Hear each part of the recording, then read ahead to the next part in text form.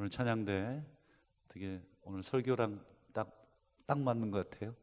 오늘 예수님 탄생에 대해서 얘기하려고 하는데 재림이신 거죠? 네. 어쨌든 오늘 2장 이제 마태복음 2장 들어가겠습니다. 1장에서 우리 족보에 대해서 쭉 살폈습니다.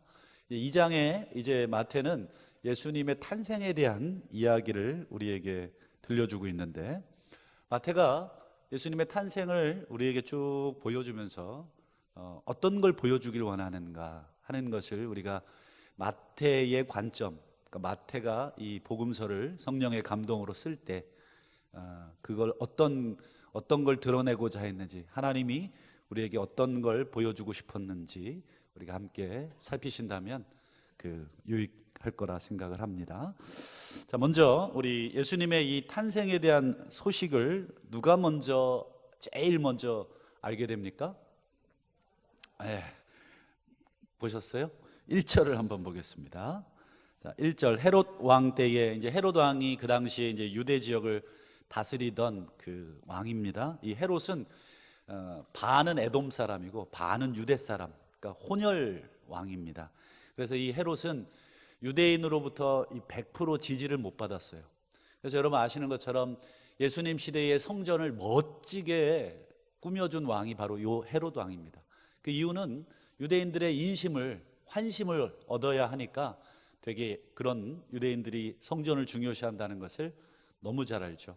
그래서 삐까번쩍하게 쫙 건축을 해줍니다. 좌우간 이 헤롯 왕 때에 예수께서 유대 베들레헴에서 나셨어요. 여기까지가 이제 선언이고요. 그 뒤에 보시면 동방으로부터 박사들이 예루살렘으로 옵니다. 와서는 헤롯 왕에게 뭐라 그럽니까? 2절 같이 한번 볼까요? 시작. 유대인의 왕으로 나신 이가 어디 계시냐? 우리가 동방에서 그의 별을 보고 그에게 경배하러 왔다. 이렇게 되어 있습니다. 그러니까 여러분, 유대인의 왕이면 누가 사실 제일 먼저 그 왕의 탄생을 알아야 합니까? 유대인들이 알아야죠. 그렇지 않습니까? 그런데 지금 누가 제일 먼저 유대인의 왕의 탄생 소식을 아냐면 저 멀리 동방에서 박사들, 이때 이 박사들은 우리 지금 생각하는 이렇게 소위 말하는 박사가 아니라 하늘의 별을 보고 이렇게 관측하고 그 다음에 예언도 하고 하는 점성술가들입니다. 그러니까 이제 동방의 점성술가들을 의미합니다. 어떻게 그 사람들이 유대인의 왕을 가장 먼저 알 수 있었는가? 어쨌든 이따가 좀 그 설명을 드리고요. 여러분, 이 동방이라고 하는 것, 이 동방은 어디겠습니까?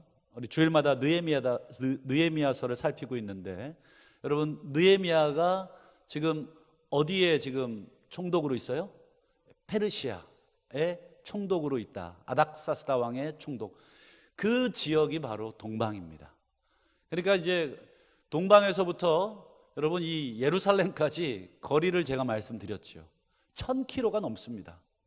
어마무지한 거리를 이 동방의 점성술가들이 뭐를 보고 와요? 그의 별, 메시아의 별을 보고 왔다. 제가 영상을 하나 보여드릴 텐데, 그 당시에 동방 박사라고 하겠습니다. 점성술가 발음이 어려워서 동방 박사들이 봤던 별들. 여러분, 이 지구과학을 혹시 관심 있게 보신 분들 계시지 모르겠는데, 저는 고등학교 때 지구과학을 너무 좋아했어요. 그래서 제가 천문학자가 되고 싶었었어요. 그래서 고3 때 천문학과를 가야지.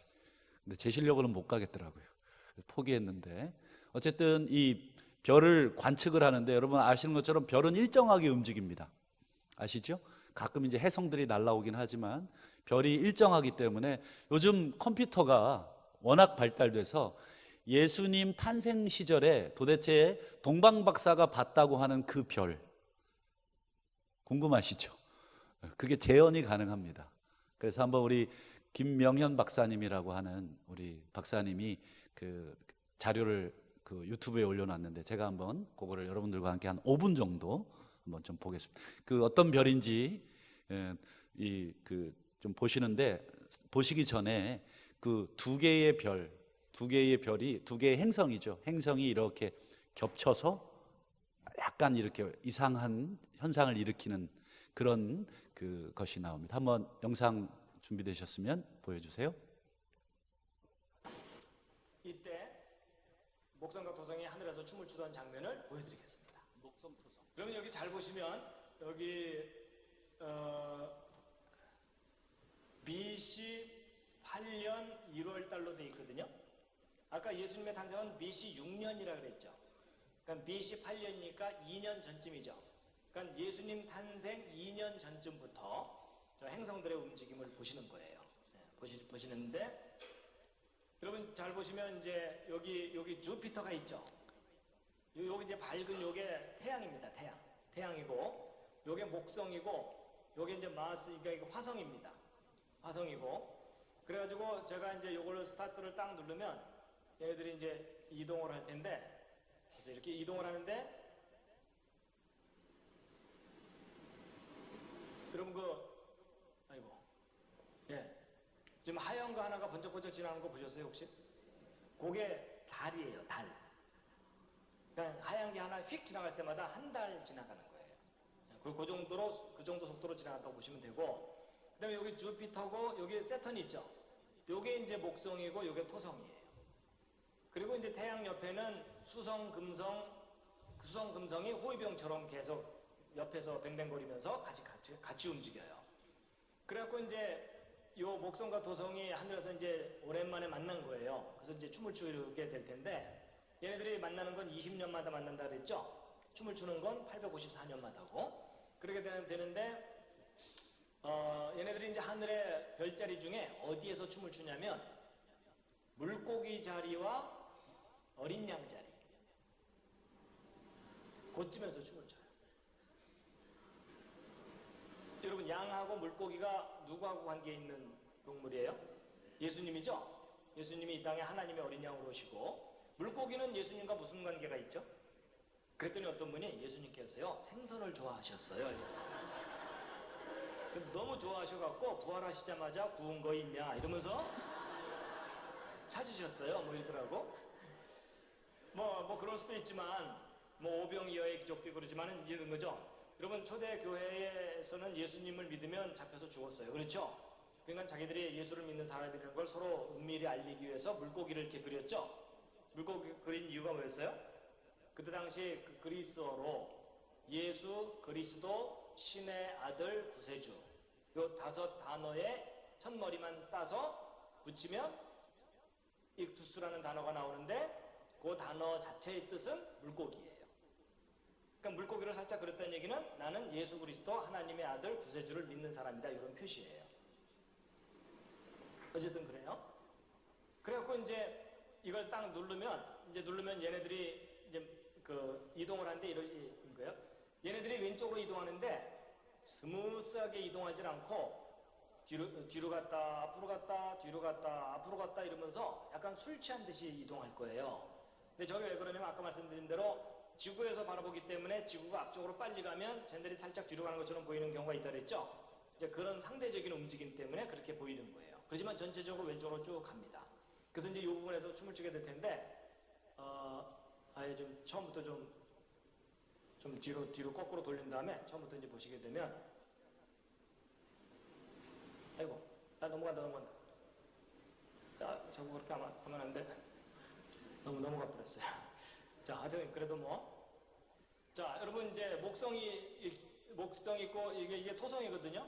그러니까 목성이 드디어 이제 여기 가까이 온 거예요. 가까이 와가지고서 이제 토성을 이제 만나는 척 하다가 다시 뒤로 좀 가죠. 저게 밀당이에요. 밀당. 그러다가 이제 목성이 다시 이렇게 쫙 가서 만나기 시작하니까 이 태양과 쪼무레기들이 쟤네들 만나기 시작한다 이러면서 이제 지나가고 있죠. 근데 이제 목성이 토성을 만나더니 지나쳐가지 않고 우리 너무 오랜만이야. 한참을 함께 있어요.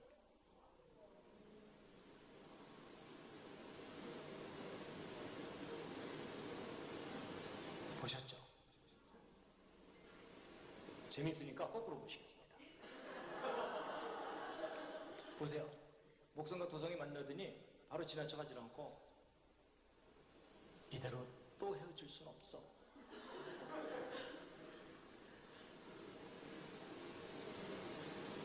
저게요, 한참 동안을 저렇게 함께 지내요. 네, 여기까지 한번 보시면 좋겠습니다. 네, 이제 저를 보시죠.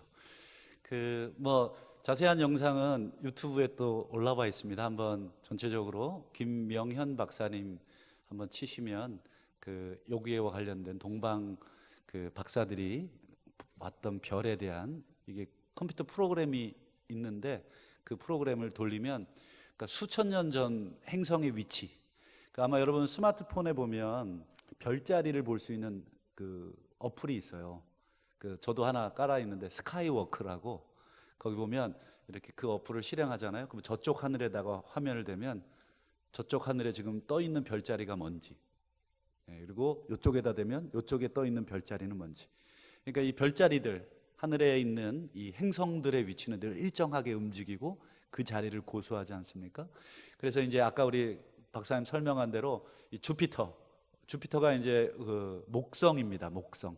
그리고 세턴, 그게 토성입니다.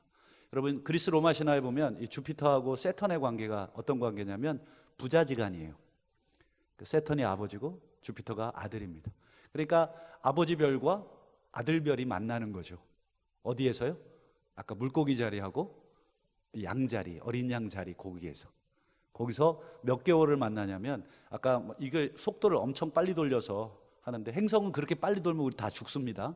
아시는 것처럼 이 약 8개월 동안 그 자리에서 두 행성이 겹쳐서 이렇게 갔다가 뒤로 또 아까 춤추듯이 갔다가, 그러니까 달이 8번 지나갔는데도 그 행성 두 개가 지구에서 보니까 두 개가 겹쳐가지고 그렇게 보이는 겁니다. 그러면 천문학자들, 아까 페르시아의 이 점성술가, 별을 관측하는 사람들이 늘 별을 보는데 그 별이 이상하게 지금 이렇게 한다는 거예요.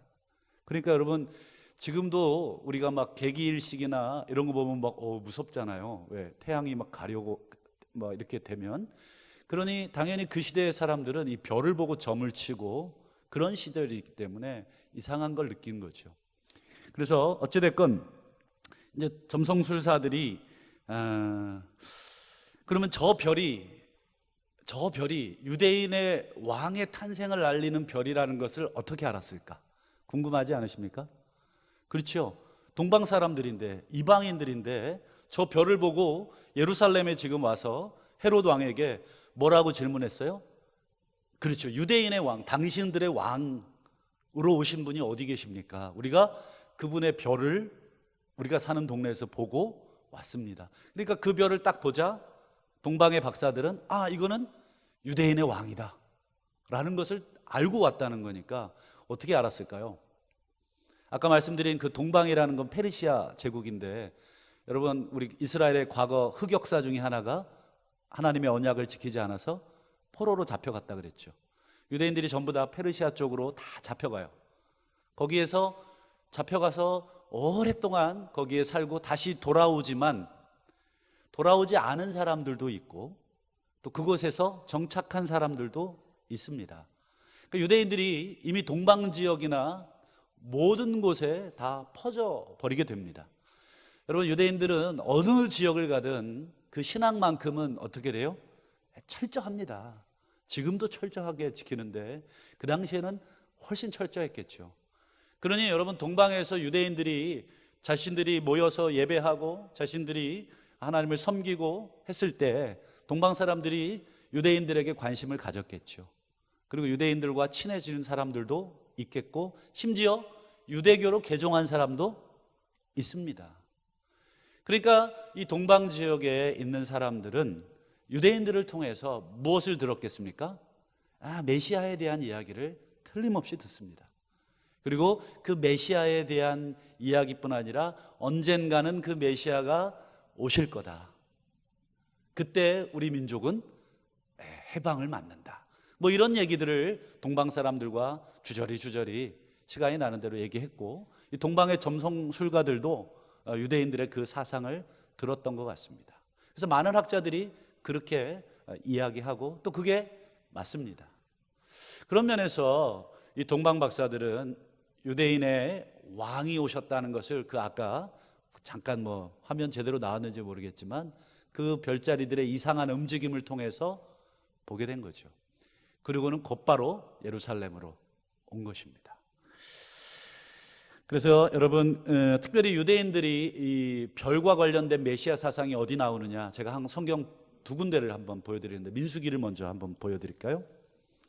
자, 이건 물론 거짓 선지자 발람이 한 얘기인데 민수기 24장 17절을 한번 화면으로 띄워봐 주시면, 내가 그를 보아도 이때의 일이 아니고 내가 그를 바라보아도 가까운 일이 아니다. 여기서 내가는 이제 이스라엘을 저주하라고 발락이라는 사람이 이 발람, 발음이 비슷한데 발람이라는 선지자를 이렇게 매수합니다.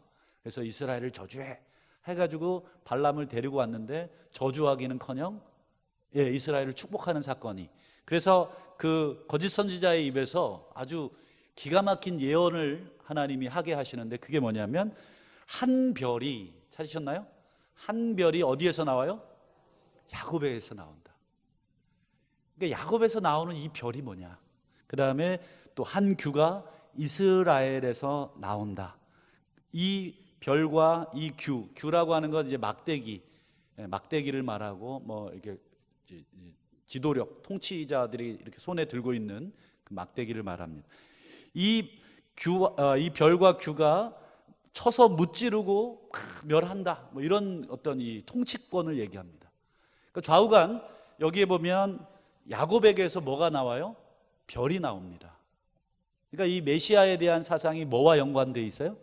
별하고 연관되어 있는 구절이 나오고, 더 결정적으로는 요한계시록의 22장을 한번 화면을 볼까요? 같이 한번 읽어보겠습니다. 시작. 나 예수는 교회들을 위하여 내 사자를 보내어 이것들을 너희에게 증언하게 하였노라. 나는 다윗의 뿌리요 자손이니 곧 광명한 새벽 별이다. 예수님이 자기 스스로를 뭐라고 지금 지칭하고 계세요? 별. 그러니까 메시아, 예수와 별과의 관계는 되게 밀접해 있다는 것을 성경은 보게 됩니다. 좌우간 이 동방의 이 점성술가 박사들이 유대를 다스리던 그 왕 헤롯 왕에게 와서 유대인의 왕으로 나신 분이 어디 있냐, 우리가 그분께 엎드려 경배하러 왔다, 그분의 별을 우리가 봤다. 참 대단한 통찰력입니다. 여러분, 유대인들도 그 자신들의 왕이 온 걸 몰랐어요. 그러니까 여러분, 그 동방의 박사들이 예루살렘에 도착했을 때는 이미 예수님이 태어나신 지 몇 년쯤 지났을까요? 막 태어나셨을까요? 그렇지 않습니다. 이미 2년이나 지났어요. 2년, 그러니까 예수님이 우리 한국식 나이로 3살 된 거예요. 만 2돌 정도 된 나이. 그러니까 2년 동안 유대인들의 왕이 자기의 백성들에게 와서 이미 있는데 아무도 모르는 거예요. 근데 페르시아에서 천여 킬로 넘는 지역에서 떨어진 그 페르시아의 박사들이 아기 예수의 탄생의 별을 보고, 이미 별을 본 그때가 어떻게 된 거예요? 예수님이 탄생하신 거죠. 그리고 그 먼 길을 온 것입니다. 대단한 것이죠. 참 이방인이 그저 그냥 유대인들로부터 귀동냥으로 주워들은 메시아에 대한 이야기를 듣고는 정말 진지하게 별을 관측하다가 저 별이 메시아의 별이구나 하는 것을 깨닫게 된 거죠. 하나님이 깨닫게 해주셨다고 저는 또 생각을 해요. 그래서 그 먼 길을 여러분 목숨을 걸고 오는 거 아니겠어요? 여러분, 그 당시에 뭐 이렇게 치안이 좋습니까? 자신들의 모든 안전을 다 뒤로 하고 와야 되는 그 길을 낙타를 타고 아마 왔을 텐데 그저 그냥 경배하러 온 거예요. 뭐 권력 하나 얻으려고 온 게 아니라 경배하고 그냥 가는 거예요. 참 이방인으로서 참 그 자신의 민족 유대인들은 전혀 모르는 이방인으로서 참 대단하다. 그래서 여러분, 아마 동방 박사들이 예루살렘으로 이렇게 오면서 무슨 생각하면서 왔을까요? 야, 지금 예루살렘은 장난 아니겠구나. 그렇죠? 막 축제에 엄청나게 불꽃놀이 막 뭐 이렇게 뿅 띄우고 막 지금 저거 언제 떼시나요?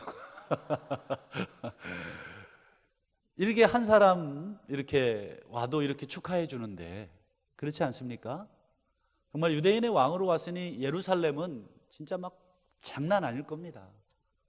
그런데 그래서 동방 박사들이 와가지고 그 소식을 딱 전했어요. 유대인의 왕으로 오신 분이 어디 계십니까? 우리가 그의 별을 보고 왔습니다. 그랬더니 3절 볼까요?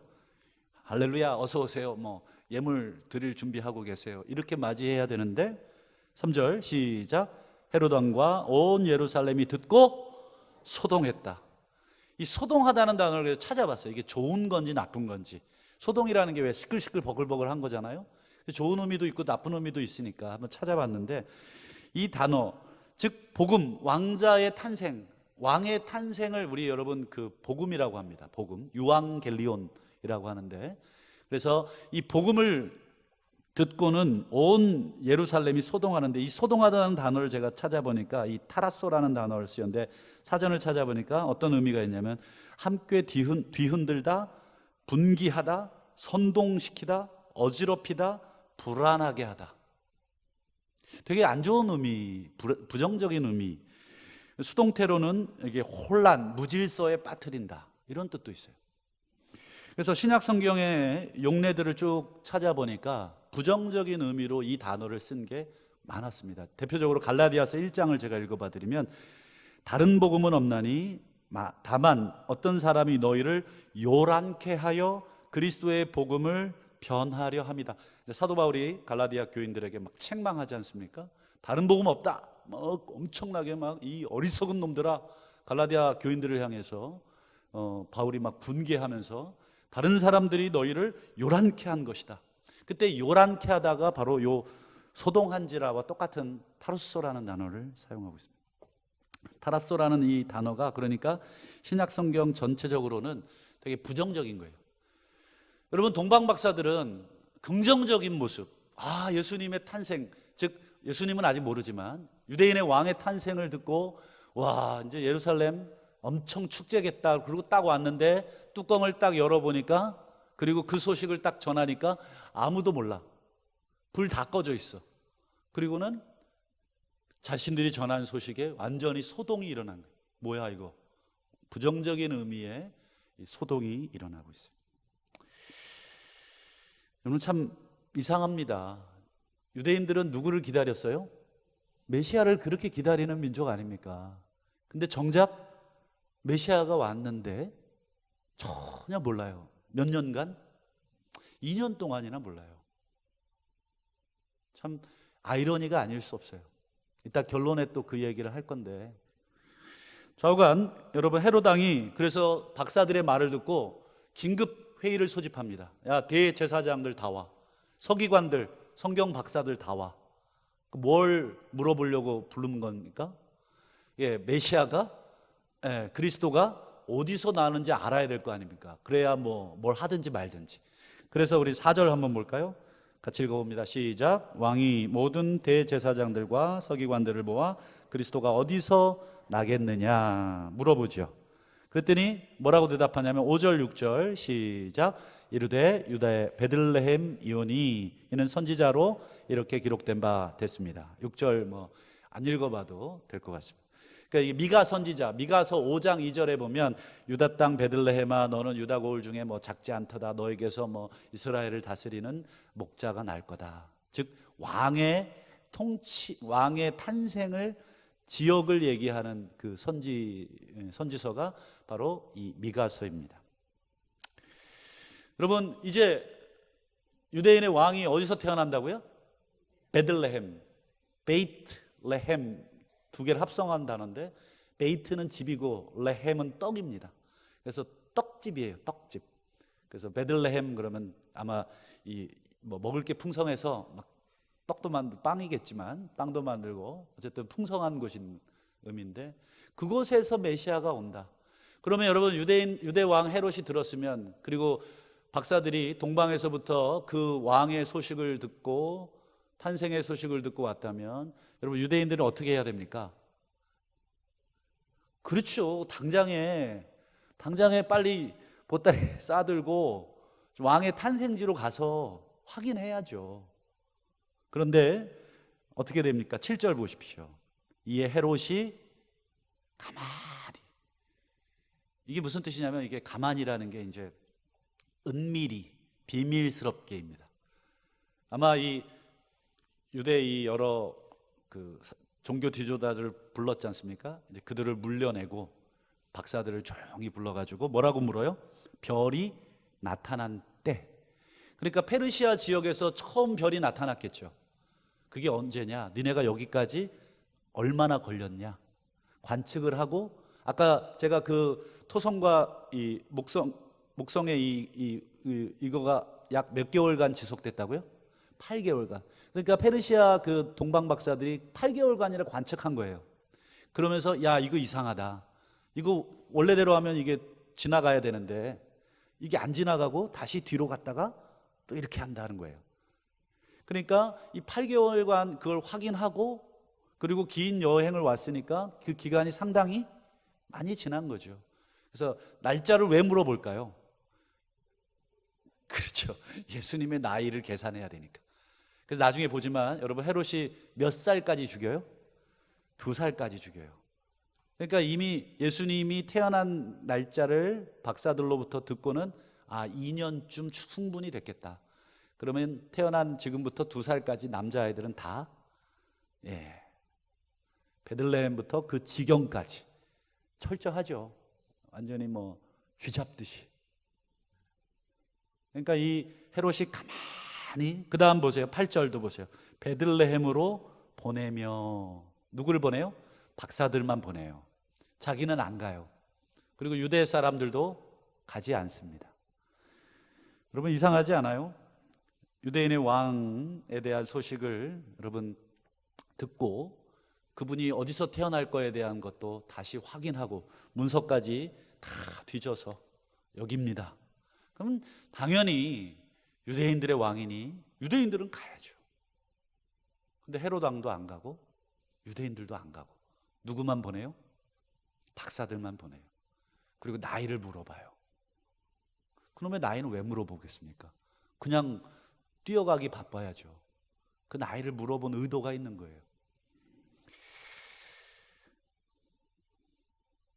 좌우간 여러분 이제 그 뒤에 이야기는 잘 아시니까 동방 박사들이 이제 베들레헴으로 갈 때 또 자신들이 봤던 그 행성의 모습이 또 나타났어요.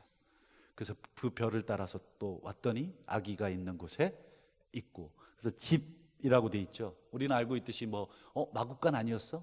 이미 태어난 지 2년 지났으니까 집으로 이미 다 옮기셨어요. 집에서 이제 아마 아이를 돌보고 있었던 것 같아요. 그래서 집에 들어가서 아기와 어머니 마리아를 보고 어떻게 해요? 엎드려 경배합니다. 여러분 그 깐난쟁이 아기한테 여러분 점성술가들은 여러분 그냥 이런 무당들이 아닙니다. 여기 뭐 이렇게 왕꽃선녀 그런 분들이 아니에요. 그 당시에 그 왕꽃선녀 검색해봤더니 무슨 드라마 이름이던데 그럴 때마다 기도하고 있는데 좌우간에 그 고위직입니다. 그 당시에 이 왕의 운명, 나라의 운명을 점쳐줘야 하는 고위직들입니다. 그러니까 그 고위직, 이방의 고위직이, 페르시아 대제국의 고위직이 한갓 그 로마의 식민지의 한 나라, 자그마한 경상도만한 나라의 한 왕한테 어떻게 해요? 코를 땅에 박고 절을 하는 것입니다. 여러분 그걸 누가 했어야 돼요 원래? 자기 백성들이 했어야죠. 자기 백성들이 안 합니다. 오히려 이방인들이 그 일을 합니다. 그리고 꿈의 지시함을 받아서 헤롯에게로 가서 홀라당 얘기할까 봐 하나님이 막으시죠. 그렇고 그냥 다른 길로 고국으로 가게 합니다. 헤롯이 이 일을 듣고 16절을 보실까요? 이에 헤롯이 박사들에게 속은 줄 알고 심히 노하여 사람을 보내 예루살렘과 그 모든 지경 안에 있는 사내 아이를 박사들에게 자세히 알아본 그때, 그래서 자세히 알아본 것입니다. 그때를 기준해서 몇 살까지요? 2살부터 그 아래. 그러니까 예수님이 이미 최대 몇 살까지 드신 거예요? 드셨다 그러면 그런가? 예, 되신 거예요? 예, 2살까지는 되신 거예요. 예수님 탄생이 우리 예수님을 기준으로 AD와 BC가 나누어졌지 않습니까? 근데 엄밀하게 말하면 예수님은 BC 6세기경에 태어나셨어요. 이게 약간 우리가 이제 기념일을 잘못 정한 건데, 왜 그러냐면 헤롯 대왕이 역사 기록에 헤롯 대왕이 언제 돌아간다 그러면 안 되고, 죽냐면 BC 4세기에 죽습니다. 그러니까 여러분, 헤롯 대왕이 죽은 다음에 예수님 태어나면 안 되잖아요. 헤롯 대왕이 살아 있을 때 태어나야 돼요. 그러니까 최소한 예수님은 BC 6세기 태어났다고 봅니다. 물론 그러면 날짜를 다시 옮겨야 되는 필요 없습니다. 굳이 그렇게까지 안 하셔도 돼요. 좌우간, 오늘 여기까지만 볼 텐데, 여러분, 예수님의 이 마태가 예수님의 오신 이 기사를 통해서 뭐와 뭐를 계속 우리들에게 이렇게 대조해서 보여주고 있습니까? 예, 동방의 박사들의 그 태도, 그리고 또 유대인과 헤롯 왕의 태도, 아기 예수의 메시아의 오심에 대한 두 종류의 태도를 계속해서 보여주고 있는 거예요. 동방의 박사들은 그 멀리서 정말 귀동냥으로 전해 들은 메시아에 대한 이야기를 진지하게 듣고 그들의 별을 관찰하면서 별의 이상함을 계속 깨달은 겁니다. 그냥 지나가도 될 일인데 그거를 주의 깊게 보고 그거를 신경을 써서 본 것이고, 그래서 자신의 목숨을 내놓고 이 멀리까지 와서, 여러분, 정말 살아있는 권력 헤롯 왕에게 유대인의 왕을 묻는, 잘못하면 동방 박사들 잡혔으면 다 죽었죠.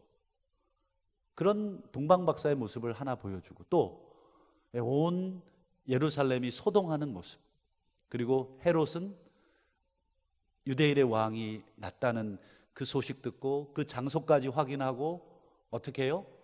그 왕을 죽이려고 2살 아래, 그리고 베들레헴과 그 지경까지 철저하게 죽이려는 모습을 보게 됩니다. 여러분, 왜 마태가 이런 두 반응을 보여줬을까요? 저는 오늘 이 마태의 마음을 통해서 마태가 이 기록하면서 어떤 마음이었을까를 같이 묵상하면서 요한복음 1장의 말씀을 떠올랐습니다. 요한복음 1장, 여러분 잘 아시는 것처럼 자기 땅에 오매 자기 백성이 영접하지 아니하였으나, 그 다음 구절이 뭔가요? 영접하는 자 곧 그 이름을 믿는 자들에게는 뭐가 되는 권세를 줍니까? 하나님의 자녀가 되는 권세를 주셨어요. 여러분, 하나님은 메시아를 누구에게 먼저 보내셨어요? 자기 백성에게, 유대인들이잖아요. 먼저 자기 백성에게 보내셨지만 자기 백성이 그 권리를 포기한 겁니다. 거부한 거죠. 그리고는 뭐라고 곧바로 합니까? 영접하는 자는 누구든지, 유대인이나 이방인이나. 제가 족보에서도 이미 보여드렸죠. 예수님의 족보에 순수 유대 혈통만 들어있나요? 아니죠. 모든 민족에 정말 우리가 정말 추하다고 여겨질 만한 그런 내용의 사람들의 족보까지 다 들어있다 그랬죠. 그래서 예수 안에서는 모든 족속이 다 아우러진다. 그런데 오늘 요한복음도 똑같습니다. 자기 백성이 거부했지만 사실상 영접하는 사람이면 누구든지 하나님의 자녀가 되는 권세를 주셨다. 그러면서 뭐라고 요한복음 1장 13절에 이는 혈통으로나 육정으로나 사람의 뜻이 아니고 오직 하나님께로부터 난 자들이다. 그러니까 여러분, 오늘 마태가 보여준 메시아에 대한 두 사람의 반응 중에 누가 하나님의 자녀입니까? 동방의 박사들이 하나님의 자녀죠. 유대인들의 입장에서는 상상할 수 없는 얘기죠. 대제사장, 서기관, 여러분 어떤 사람들입니까? 종교 지도자들이고 또 성경 박사들 아닙니까? 그런데 정작 예수를 못 알아보고 영접하지 않는, 참 어처구니 없는 사건이 벌어집니다. 여러분, 우리가 기독교 집안에서 태어났다 그래서 그러면 바로 예수님 알게 되든가요? 우리 자녀들 여러분, 내가 뭐 예수 믿고 자녀들 낳으면 그 자녀들 바로 예수님 알던가요? 그리고 바로 나처럼 예수 영접하던가요? 그렇지 않죠. 이건 혈통으로 되는 것이 아닙니다. 기독교 집안에 그 신앙이 이어져 가는 것은 그냥 혈통이 되는 게 아니라 오직 하나님의 뜻으로 되는 것이고, 자녀들에게 예수 그리스도에 대해서 정확하게 가르치고 그들에게 신앙을 본을 보이는 것입니다. 아이들에게 믿어라 한다고 믿어지는 것이 아닙니다. 아버지와 부모들의 어깨 너머를 통해서 아버지가 어떻게 하나님을 섬기는지를 보고 어머니가 어떻게 하나님을 향한지를 보고 자녀들이 예수를 보게 되는 것입니다.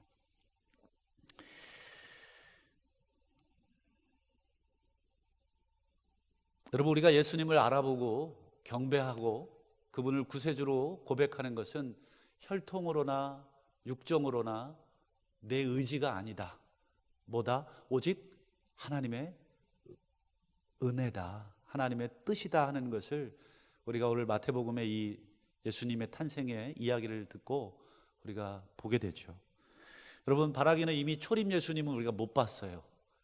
아쉽게도 2000년 전에 이미 휙 하고 오셨어요. 근데 물론 우리는 누굴 기다립니까? 재림 예수님을 기다립니다. 여러분, 재림 예수님이 재림하실 때 어떤 현상이 있을까요? 초림 때도 하늘에 이 별들, 행성들의 징조가 있었잖아요. 그러면 다시 오실 때는 어떤 징조가 있을까요? 우리 화면을 한번 보실까요? 마태복음 24장 같이 읽어봅니다. 시작. 그날 환난 후에 즉시 해가 어두워지며 달이 빛을 내지 아니하고 별들이 하늘에서 떨어지고 하늘의 권능들이 흔들리리라. 30절. 그때에 인자의 징조가 하늘에서 보이겠다. 똑같습니다. 예수님이 처음 오실 때도 징조를 보여주셨듯이 다시 오실 때도 징조를 보여주십니다. 여러분, 우리가 재림 예수님을 기다리면서 우리가 동방의 박사들처럼 그 징조를 우리가 여러분 유심히 보고 계십니까? 그것이 우리에게 맡겨진 마지막 때의 우리의 모습 아니겠습니까? 여러분, 로마서 3장에 보면 그 징조를 못 깨닫는 사람들의 모습을 바울이 고발하고 있어요. 저희도 그렇게 될까 봐 사실 두렵습니다. 바울이 뭐라 그러냐면 깨닫는 자도 없고 하나님을 찾는 자도 없다. 다 치우쳐 함께 무익하게 되고 선을 행하는 자도 없다. 하나도 없다. 그들의 눈앞에 하나님을 두려워함이 없다. 분명히 베들레헴에서 태어났다는 것을 헤롯은 들었지만 하나님을 두려워하지 않고 유대인의 왕을 두려워하지 않고 오히려 그 왕을 죽이려고 하는, 상상할 수 없는 그 일이 여러분 인간들이 벌리는 일입니다. 어떻게 그런 일이, 메시아를 죽이는 일이, 어떻게 우리의 구원자이시고 하나님을 죽이는 일이 우리 인간들에게 가능할 것인가? 역사적으로 이미 그 사건은 십자가에서 이미 벌어진 일입니다. 여러분, 이 땅에 예수가 메시아가 처음 왔을 때 못 알아봤던 것처럼, 그런 사람들이 있었던 것처럼 주님 다시 오실 때 우리도 못 알아볼까 봐 두렵습니다. 여러분, 우리가 다 괜찮다, 나는 다 알아볼 자신 있다, 여러분 그렇게 자신 있게 이야기할 분들이 몇 분이나 계실지 모르겠습니다. 예수님이 이렇게 얘기하셨습니다. 마태복음 24장 37절에 노아의 때와 같이 인자의 재림도 그러하리라. 홍수전에 노아가 방주에 들어가던 날까지 사람들이 먹고 마시고 장가들고 시집가고 있으면서, 이걸 나쁘다고 하는 게 아닙니다. 일상 속에 있으면서, 그 다음 보세요. 홍수가 나서 그들을 다 멸하기까지 어떻게 못했습니까? 39절 어떻게 못했습니까? 깨닫지 못했다, 이렇게 되어 있습니다. 여러분, 먹고 마시고 장가가고 시집가고 우리 일상을 하나님이 우리에게 부정하시는 것이 아닙니다. 그런 일상의 삶 속에서 뭘 깨달아야 됩니까? 그렇죠. 예수님이 다시 오시는 것을 깨달아야 하는 것입니다. 여러분, 우리가 예수님의 재림, 다시 오심, 그걸 깨닫기 위해서 우리가 뭘 해야 하는가? 마지막으로 사도 바울이 이렇게 우리에게 권면합니다. 골로새서 4장에 기도를 계속하고 기도에 감사함으로 깨어 있으라. 기도하겠습니다.